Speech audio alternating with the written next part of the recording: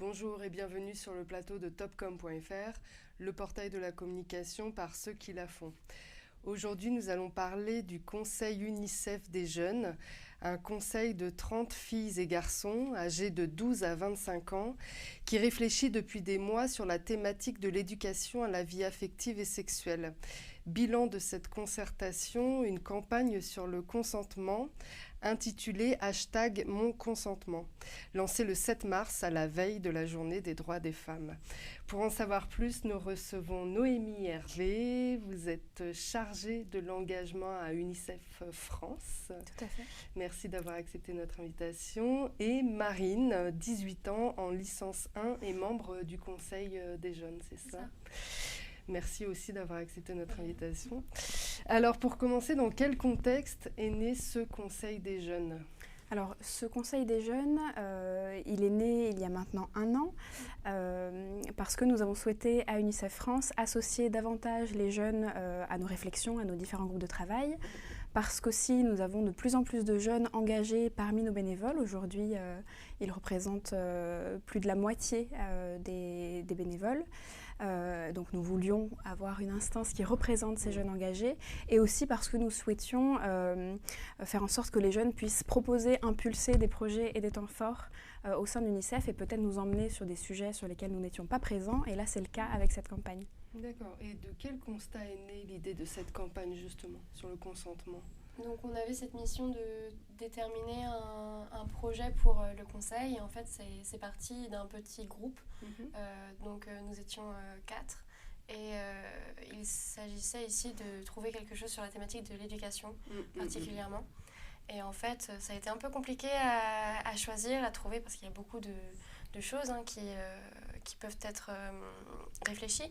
Et on était dans ce contexte avec Balance ton port, MeToo, où on était dans cette demande de libération de la parole des victimes et la demande de mise en place de solutions judiciaires, donc pour la prise en charge des victimes. Sauf qu'en fait, on était ici dans des solutions pour les conséquences d'un phénomène, et donc nous on voulait plus s'attaquer à la racine, c'est-à-dire éduquer au consentement, de sorte à ce que les victimes ou possibles victimes puissent avoir les outils pour dire non ou se sortir de situations où leur consentement pourrait être bafoué. Et d'autre part, et surtout dans notre démarche, c'est aussi d'éduquer tout le monde à savoir lire les signes de consentement et de non-consentement. Donc voilà, c'est parti d'ici. C'est parti aussi de votre propre constat en tant que jeune. Vous avez ressenti un manque dans votre éducation là-dessus. Il y a des disparités énormes en matière d'éducation à la vie affective et sexuelle dans les établissements. Donc moi, je fais partie des chanceuses. J'en ai eu 1 en primaire, 2 au collège et 1 au lycée. Donc c'est 4, sachant qu'il faut qu'on en ait 3 par an, du collège jusqu'au lycée. Et dans mon groupe, j'étais la seule à en avoir eu, sur 4. Et au niveau du conseil, pareil, je faisais partie des exceptions. Donc c'est offrir cet enseignement à tous pour qu'on puisse avoir les outils pour se défendre dans ce genre de situation. Exactement. Et #MonConsentement est une campagne de mobilisation. Oui. Qui souhaitez-vous mobiliser et avec quel objectif ? Alors on est vraiment dans une mobilisation collective, donc il y a plusieurs rangs d'acteurs, on va dire ça comme ça. Ça part d'abord au niveau des établissements, donc que les professeurs, les proviseurs puissent fournir les moyens pour mettre en place des séances d'éducation à la vie affective et sexuelle.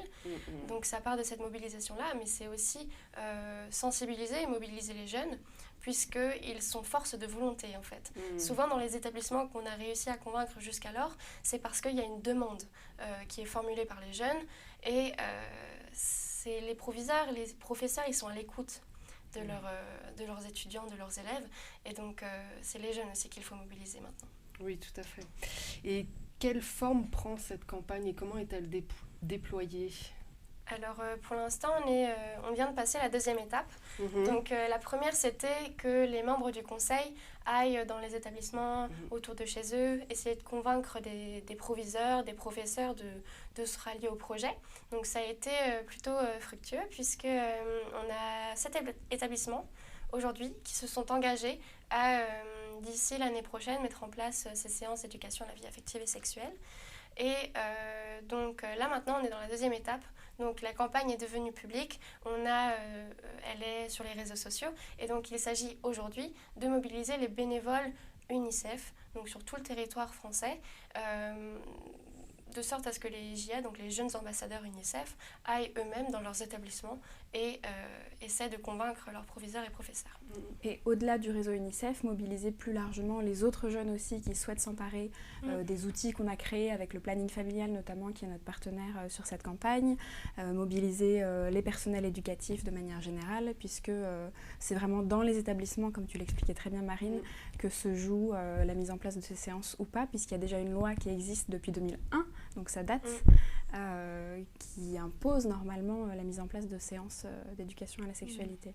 Et à part les établissements qui ont accepté de s'engager, quels sont les impacts ou les premiers impacts de cette campagne ? Je pense qu'on a eu aussi beaucoup d'impact au niveau du conseil, parce que forcément pour concevoir cette campagne, il a fallu que des intervenants participent à nos réunions. Donc on a appris beaucoup de choses. Donc c'était des intervenants du planning familial. On a eu aussi une sexologue. Et c'était des personnes qui nous offraient du contenu, qui nous offraient le témoignage de leurs expériences dans l'éducation à la vie affective et sexuelle et qui nous ont aidés à déceler les problèmes principaux en fait, qu'il fallait qu'on réussisse à éviter ou auxquels on propose des solutions. Et moi, j'ai pu personnellement, avec d'autres membres du conseil, faire aussi une formation avec le planning familial. Donc maintenant, je suis en capacité de faire des cours d'éducation à la vie affective et sexuelle, et Noémie aussi d'ailleurs. Et donc oui, personnellement, je pense qu'on en a appris aussi beaucoup nous-mêmes. Et puis quand il y a un établissement qui est convaincu, tout de suite ça a un impact sur des centaines en fait, d'élèves, donc c'est assez important.